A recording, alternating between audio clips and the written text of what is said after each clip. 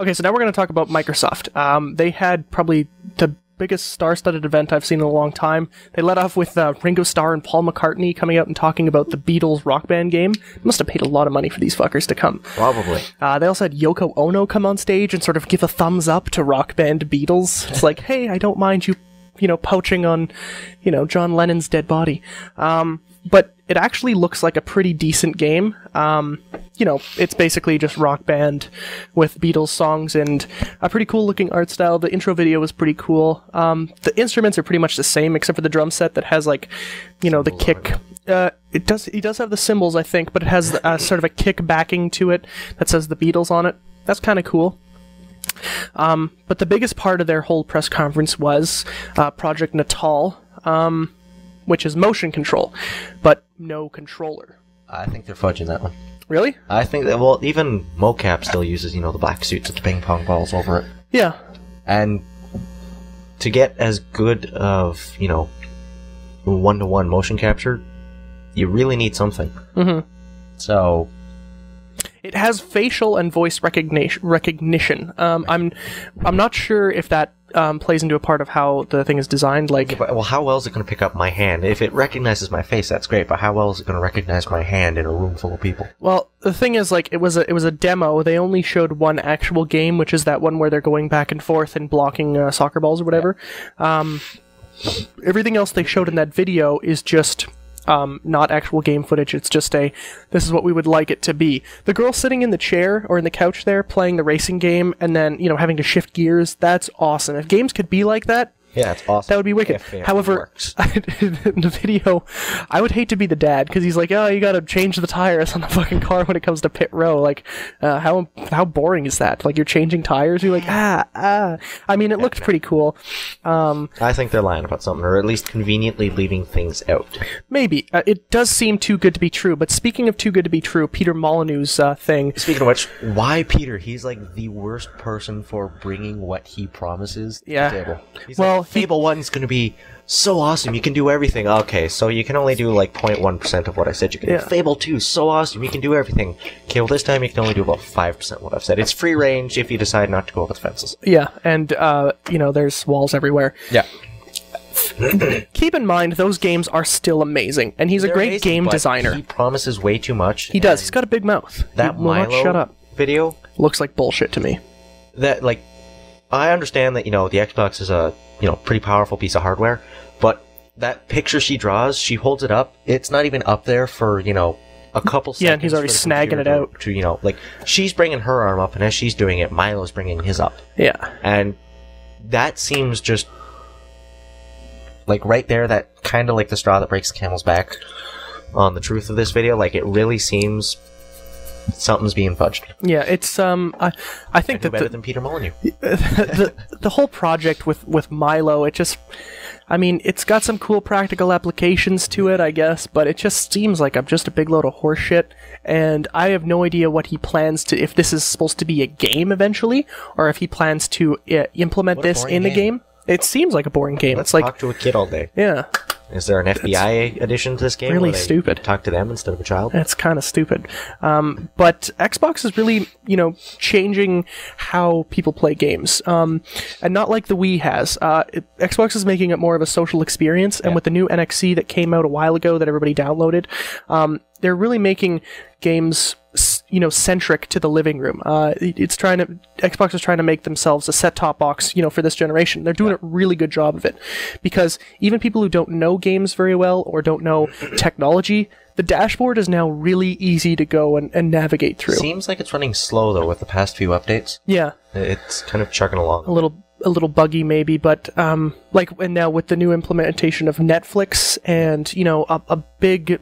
Because if Natal voice controlled, you can say, rent whatever from Netflix and then play it. How is it going to know the difference between when you say, I'm thinking of rent, I think I might rent this movie, and...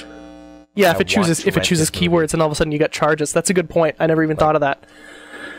Hey Tom, what you doing? I'm thinking I might want to rent I Am Legend. Yeah, if you're and the Xbox unfortunately in the same room. Rent I Am Legend. No, there you go, $5. You're like, no, you son of a bitch. Movie. Why do I want to rent it? But it does look pretty cool, though. I'd be very excited to see it. I just don't know what kind of price it is. But the games, big part of Microsoft. They brought it big time for hardcore games. Splinter Cell Conviction. Finally. What, like, holy shit. Metal Gear Solid Rising. Yeah, Sam Fisher, it's gonna be so badass. Michael Ironside, by the way, is possibly the coolest voice for a badass character. He really is. Like, and then Kojima came out and did a surprise announcement for Metal Gear Solid Rising, which is you play Raiden. Yeah, you play Raiden. Yeah, Raiden, whatever. So that should be pretty cool. He's always been a really Metal Gear. Yeah, Xbox. Like we haven't had one since Metal Gear Solid 2 Substance on the Xbox. So it should be pretty fun to play. I'll be excited because he's a bitchin' character anyway.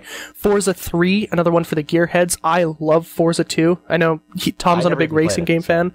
I love this game. I'll be definitely getting it. There's a new car crash engine put in, and it looks like a bunch of new licensed cars and awesome tracks. Tony Hawk's Ride with his new skateboard peripheral, which is basically a big skateboard controller. A lot of the skateboarders are saying, like, this is so true, this is awesome, this is the way to play it. I think they're being paid a lot of money. Of one of the IGN editors using this thing, and it looks so difficult for a simple, because it's more of a snowboard than a skateboard, really, because it doesn't have the wheels or the trucks or anything, it's just the board. Yeah. So, like, basically, it's a computer you stand on. Yeah, it's the Wii Fit with a slight. Yeah, but it does look pretty cool. Could be it's fun. Not something I would go out and buy right away. You definitely have to be dexterous, good at balancing. Because apparently, you're probably going to crash into every object in your living room. Apparently, if you know how to skateboard, this game's going to be easy to pick up. I don't know how to skateboard. I know how to fall really well, so maybe this game will be fun. I don't think so. Left 4 Dead 2.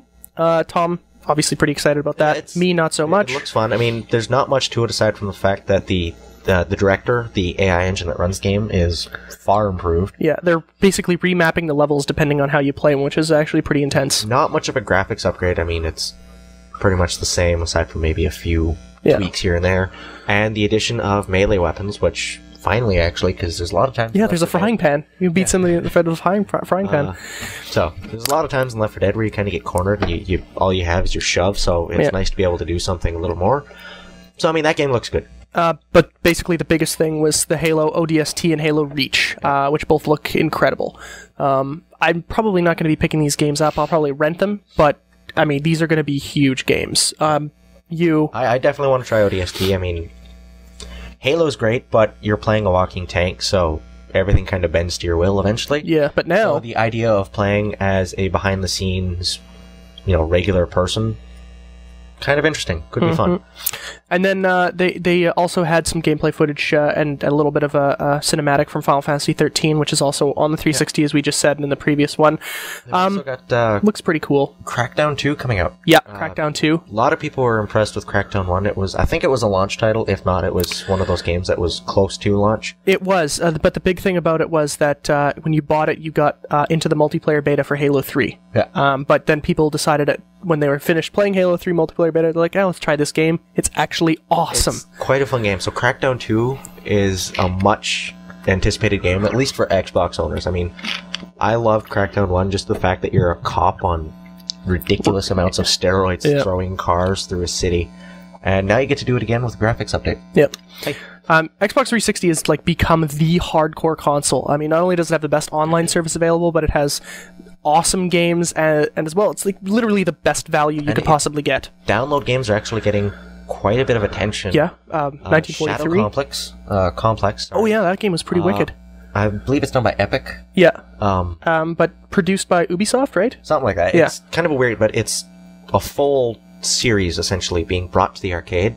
We've also got Battlefield 1943, which is I guess a desperately anticipated sequel to the hugely popular 1942. Yeah, and that comes out literally in about a week from now. So, and much to we got Perfect Dark going on here. Jeff didn't seem as enthused as I am, but Perfect Dark 64 is being reskinned in HD for, and the controls are obviously being remapped for the Xbox Live Arcade. So they're not changing the gameplay; they're just changing the graphics and the controls. Yeah, that is huge. I've been wanting some games like some classic games to play. And Nintendo hasn't been following through. They have in a sense, but like they're bringing out games, good job for them, but they're not bringing out the good ones that everybody wants. Like everyone probably wants a remake of like GoldenEye for the DS, or Perfect Dark for the DS, or even Smash Brothers, because those would be like pretty obvious choices to make for a DS. And Nintendo's not following through, and with this rash of releases of rare titles like Banjo-Tooie on the Xbox Live Arcade, Perfect Dark following suit is getting the like star treatment.